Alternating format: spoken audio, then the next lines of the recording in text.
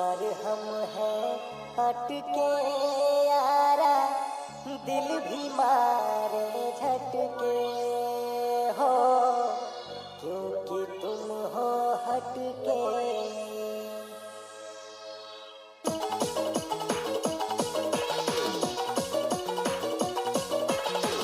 ओए पूजा, थोड़ा मुस्कुरा दे यार। नाम क्या है?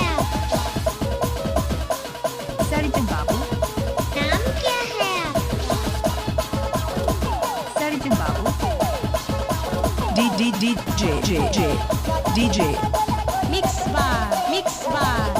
बार डीजे।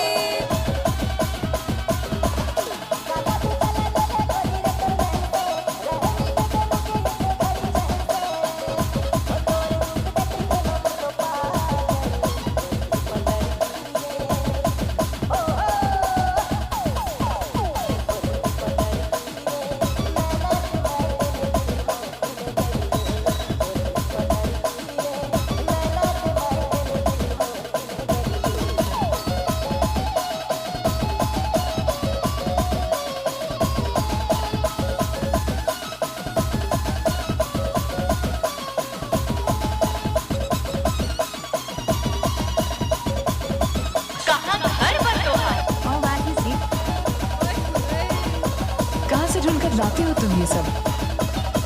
और माही बस्ती? क्या? अरे ये सब क्या? हमारी मिक्सिंग तो सबसे अलग है।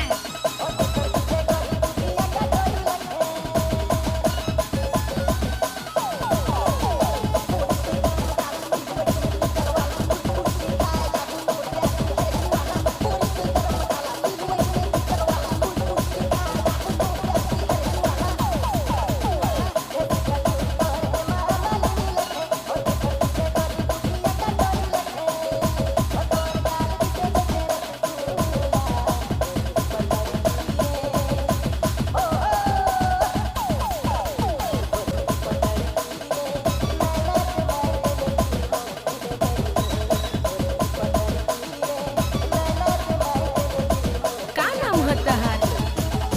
सरजन बाबू। क्या नाम है आपका? सरजन बाबू। मिक्स बार डीजे। DJ